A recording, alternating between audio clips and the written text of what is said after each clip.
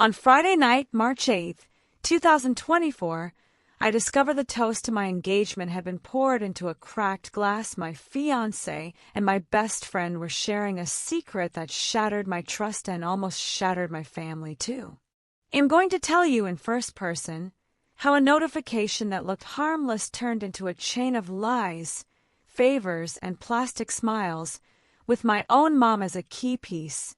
You'll see how I built the puzzle in silence, piece by piece, until I flipped the game at exactly the right moment. Im Lion Aliasen Im 28. On Monday morning, February 5th, 2024, I woke up with one goal: lock down the wedding spreadsheet. I'm that person who loves lists, color coding, labels. My fiancés call him K's, the type who says, "You'll check later," and then forgets. My best friend, let's call her B, was the opposite: organized, hyper helpful, always with an answer. That's why I trusted her with the decor and the photo schedule. In the early hours of Tuesday, February 6th, 2024, I was on the couch reviewing budgets when a message popped up on my laptop, technically on Kai's phone, which was synced to my computer because had asked me to connect his calendar. The notification slid over my spreadsheet. I managed to keep the dress until Sunday. Try to get there a little early. B. The message was deleted seconds later, but the preview lingered on the screen. I froze. Address: Sunday. Get where early. I took a deep breath and did nothing right then. Kai was asleep in the bedroom, on his side, with that light snore I'd known since college. B, as far as I knew, had promised to return my test wedding dress to the bridal boutique the previous Friday. Why would she keep the dress until Sunday? And why send that to Kai? On Wednesday morning, February 7th, 2024, I casually asked B about the dress. "Oh, it needed a tiny hem," she said, "but it's all set." "And you kept it?" I asked, playing it off. "Yeah, the seamstress is my neighbor, easier for me," she laughed. "Saved you the trip." I nodded. What I didn't say was that her seamstress lives across town, nowhere near my boutique. None of it made sense. On Thursday night, February 8th, 2024, I talked to my mom, let's call her Martha. She's always been diplomatic, the kind who turns a fire into a surprise party. I told her the gist of the message. "Honey, don't make a storm out of it," she said, pouring chamomile tea. "Sometimes it's logistics. Men are forgetful." "Mom," B deleted the message. "If it's logistics, why delete it?" Maybe she sent it to the wrong number. "And please don't go spreading this around, okay?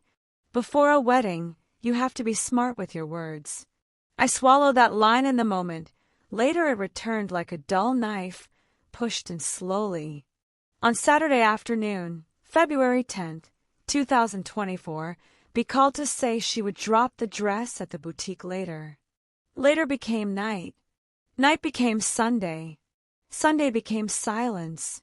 I texted. Nothing. I called. Voicemail.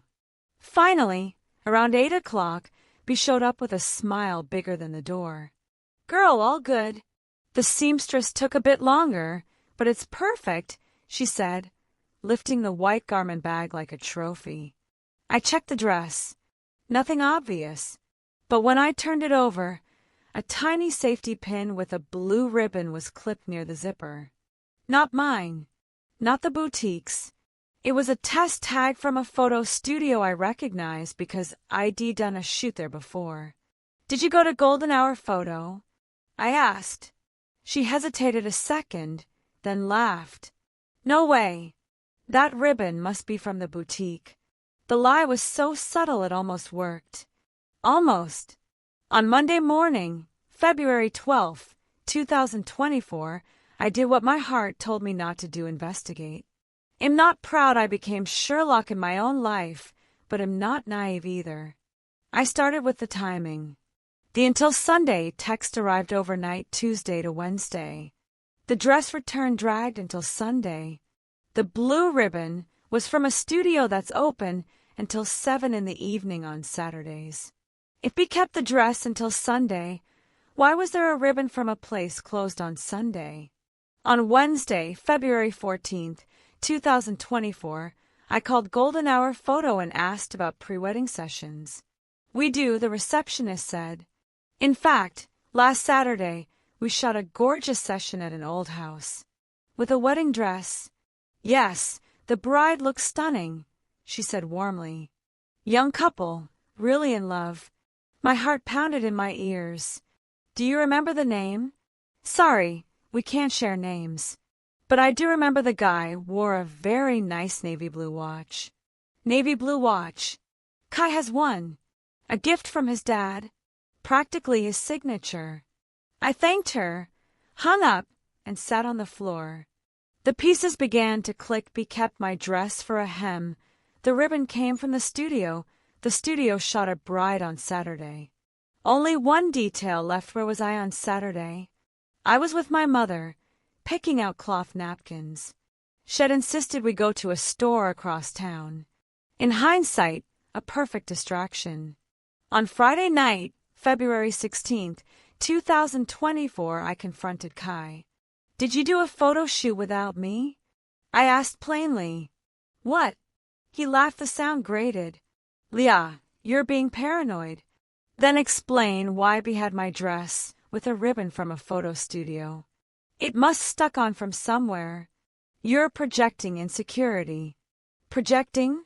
Oh, I projected an entire movie theater and he still dodged. On Saturday morning, February 17th, 2024, I chose not to press.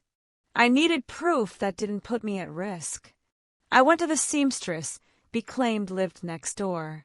I knocked on the door of a sweet older woman embroidering kitchen towels. Mrs. Nussa, did we bring you my dress? B. No, dear. I only sew aprons and uniforms. There it was, the impossible logistics confirmed.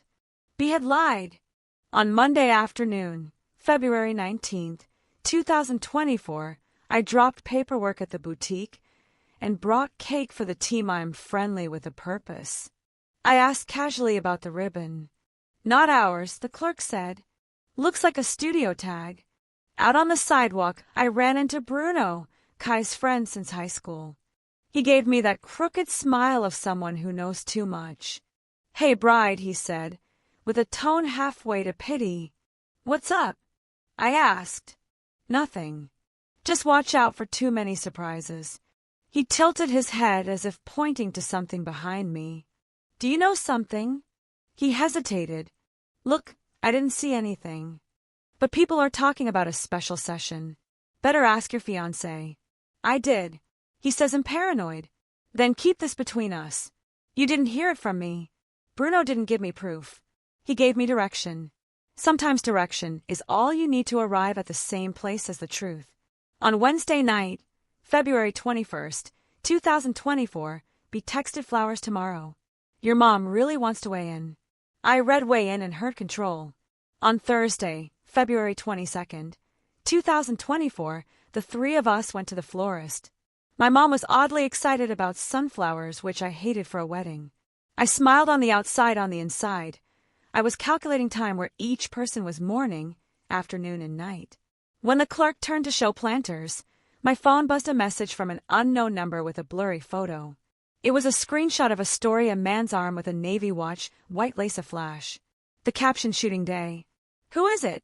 B asked. An ad, I said, pocketing my phone. Only I read the handle Golden Hour Photo. On Friday, February 23rd, 2024, I woke before dawn and looked up the studio. Gorgeous photos. Anonymous couples. Nothing with my face, of course. But a short video showed someone twirling in a dress identical to mine with a hem ID recognized blindfolded because it took 3 fittings to get right. I inhaled and did what I swore I wouldn't. I messaged them. Hi, I'm Leah. You shot a session with a dress very similar to mine last Saturday. In the bride. Can you tell me if Kai booked it? The studio replied politely, Hi, Leah. We don't disclose clients without permission. If you'd like, we can ask the contracting client to contact you. Thank you. Please do. I typed with shaking hands. I waited. No reply that day. On Sunday, February 25th, 2024, at 7:40 p.m. Kai texted babe, surprise for you. Don't judge, okay? It's about our album. Surprise? I wrote back. Can you tell me now? Don't ruin it. You're going to cry happy tears. I thought tears, yes. Just not the kind you're imagining. On Wednesday, February 28th, 2024, my mom invited me to dinner. She said she wanted to talk mother to daughter. A wedding is about unity, she said, staring at her plate. Sometimes we know little things and choose not to see them to keep the peace. Mom, do you know something? I know B loves you like a sister. And Kai wants what's best. What's best for whom? For the family, she sighed. Don't complicate what could be simple. Another dull-edged sentence, the kind that hurts when you lie down. On Friday, March 1st, 2024, I set my plan. I needed them to believe I was the most distracted person on earth. I proposed a test shoot on Sunday, March 3rd, 2024, at 4 p.m. at the Central Park. I said I wanted candid photos with friends. I invited B and called my mom. Oh, I can't do Sunday, B said. Family thing. No worries, I replied. We'll schedule another day. You and Kai should go, my mom suggested. We'll do the group photos later. Sure, I said, smiling on the inside. The bait was set. On Saturday afternoon, March 2nd, 2024, I left my laptop open on purpose, with budget emails on the screen. On top, a sticky note sang confirm payment for extra album. Kai read it. I saw his eyes reflected in the window glass. He took a breath and smiled. You're going to love this, he said, kissing my forehead. I'm sure I will, I said, pocketing my storm. On Sunday, March 3rd, 2024 at 3:50 p.m., Kai texted 10 minutes out. I went to the park, sat by the lake, and pretended to flip through a magazine. At 4:10 p.m., I saw B at a distance. She didn't see me. She walked fast, floral dress, hair in a perfectly messy bun. Behind her, Kai appeared wearing the shirt ID given him for his birthday. They met in the shade of a tree. Do you think she knows? I heard B ask. Stop. Leah only starts doubting when her spreadsheet dings, he laughed. Today will be perfect. We can't take too long. Your mom, my mom. He corrected. Her mom wants to control the schedule. Relax. I told her I'm checking sound quotes. And the dress. We have enough material. Today's just light shots, pre-wedding. If Leah shows up, we'll say it was your idea to scout locations. The word dress cut like ground glass. I walked over. My idea. Cute. Can I see the photos now? I asked calm. They froze like statues in a plaza. Leah. B said. What a coincidence. Total coincidence, I smiled. Tiny park. The photographer, a guy in a cap, stepped out with his camera. He recognized my face from the studio's inquiry and seized up. Hi, I said. Are you with Golden Hour Photo? Yes, he said, glancing at Kai, then B. I was hired for a session. Right, I said. A session with my dress and my fiancé. Leah, take it easy, Kai said, hands up. It's not what it looks like. Then explain, because from here it looks exactly like what it is. I wanted to surprise you with a video. He tried to smile. A before and after, you know. B just loaned her body, so to speak. Loaned her body. I let out a short laugh. Stunning choice of words. B bit her lip. It was my idea, she said. I wanted to make sure the dress photographed well. On whose body? Mine.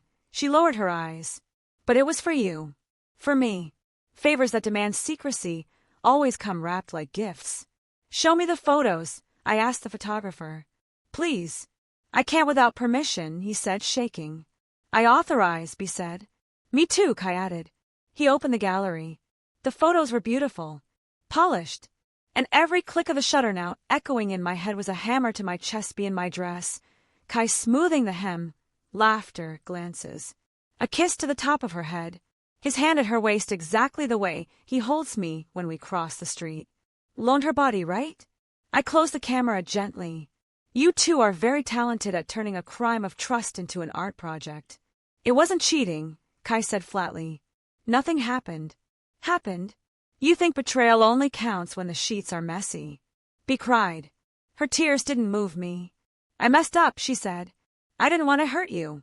Then why did you do it? Because she looked at Kai and swallowed, because your mom asked me to. The ground fell out beneath me. My mom, I said low but steady. She said you were stressed, that anything could make you spiral. She thought it would be nice to make no-pressure material with someone who looks like you, so later you could pick what calmed you. She asked me to keep it quiet, so you wouldn't be spooked, B said. And I wanted to help. With my life. With my dress. With my fiancé. I didn't think it would spin out. I thought it was a favor. Kai shook his head. Your mom wanted a surprise. I agreed because I thought you'd love it, and because B looks good on camera. The truth needed only a signature. I turned and left. I didn't run. Didn't scream. Didn't explode. Some ruins collapse quietly, so the kids don't wake up. That Sunday night, March 3rd, 2024, I got home to find my mother on the couch folding sunflower napkins. How were the photos? She asked. Lovely, I said. Especially the cast. She froze for a beat. What are you talking about? You know, I held her gaze. You started this domino row. I only wanted to help. She gripped a napkin like a steering wheel. You've been so anxious. And the solution was my fiancé hugging my friend in my dress? That's not what it was. She blinked slowly. It was a technical test. Technical is the pretty word you use when ethics don't match the decor, right? I said. She sighed tired. A wedding is a narrative. You need to learn that. I learned, I said, looking at the sunflowers. I'm just recasting the roles. On Monday, March 4th, 2024, I sent short messages to Kai and B dinner at my place on Friday, March 8th, 2024 at 7 p.m. We need to talk. I also invited my parents, Kai's sister and Bruno. And I called Tessa, my friend everyone underestimates because they think she only talks about plants. Little do they know she hosts a true crime podcast and takes notes better than most detectives. I spent the week gathering non-risky proof screenshots of messages, studio emails, a quote with Kai's name and the note model B. All with consent from the other side, because by then the photographer wanted distance from the drama and agreed to send receipts for what he had.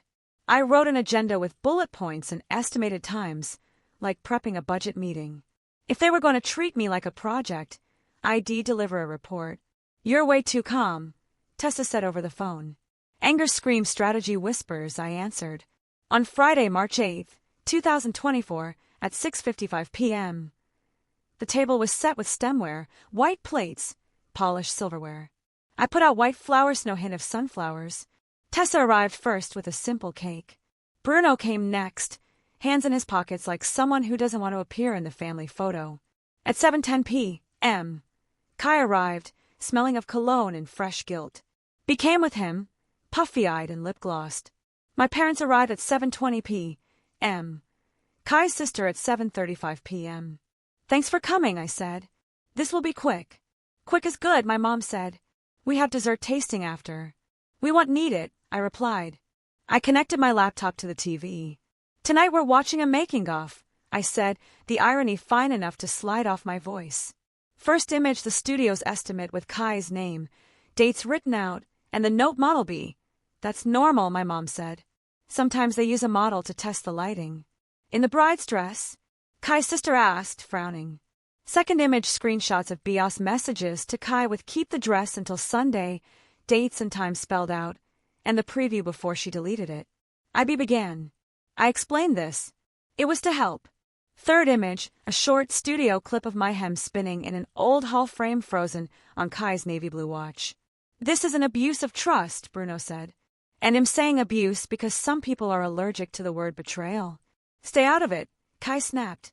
I'm in it, because you dragged me in when you asked me to cover for you on Saturday, Bruno shot back. I was embarrassed for you. Yeah, that's enough, my mom said, arms crossed. Let's handle this in private. Private? I smiled small. You wanted a narrative. Hey, race a narrative.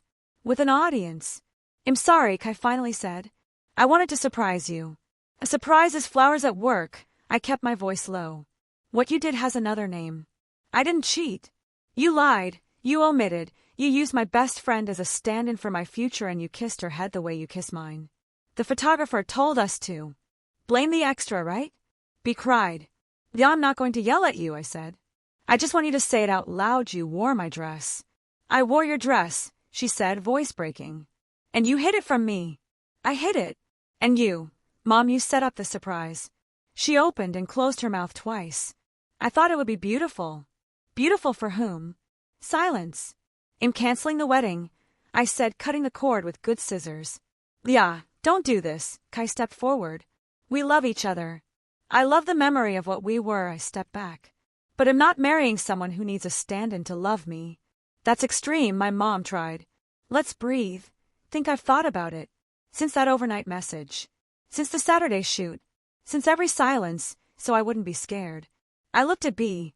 You're not my friend. You're my lesson. Please, B whispered. No please, I said, closing the laptop. You have until Monday, March 11th, 2024, at 6 p.m. to remove your things from my home and to email me a written withdrawal from any product using my image. Anything made with my dress, my name, and my fine sex fiancé without my consent is prohibited. This is ridiculous, Kai said. What's ridiculous is you, his sister said at last, locking eyes with him so he'd remember. Tessa, quiet all evening, simply wrote in her notebook clean cut. On Saturday morning, March 9th, 2024, I woke up lighter than the night before. Pain doesn't evaporate overnight, but courage airs out a house. I made coffee, opened the window, blocked B everywhere, and emailed the studio to revoke any use of images featuring my dress. They replied received almost immediately, like handing a bomb back to the sender. My mother called. I didn't answer. At 11:10 a.m., she sent a voice note, honey, forgive me, I wanted the best. I deleted it before the end. On Sunday, March 10th, 2024, Kai's sister texted her support. Bruno wrote, you did the right thing. Tessa showed up with plants for my balcony leaves to soften the places where the light still hurts. On Monday, March 11th, 2024, at 5:59 p.m. Kai texted, I took my things. I'm sorry. At 6:03 p.m. An email from B arrived, a long, looping confession about how she never meant to, always wanted to, maybe wanted to, and now doesn't know. I replied, short received. Use of my image is prohibited. Good luck. That night at 8 p.m., my mom showed up at my door with a lemon meringue pie. I don't want dessert, I said. I want respect. I was wrong, she said, holding the pie with both hands like she was cradling an apology. I thought I was helping build a dream. You helped build a set, I said. With a director, a body double, wardrobe, and you wrote me out of the lead. I was afraid. She looked down. Afraid you'd break if something went wrong. Afraid of family judgment. Afraid of everything. Fear doesn't justify manipulation, I said. If you want, we can start over. No surprises, she cried. And for the first time in the whole story, I cried with her, not to undo what was done, but to water the ground where something better might grow. 2 months later, on a cloudy Tuesday in April, a mutual friend told me B and Kai tried to make official whatever they thought they had. It lasted a month. They broke up over creative differences. Creative. Irony has a sense of humor. I didn't wish them harm. I wished them distance. Blocking isn't a curse, it's maintenance. On Friday, May 10th, 2024, at 7:15 p.m., I went on a bookstore date with someone who asked about my wedding dress, and on impulse I laughed.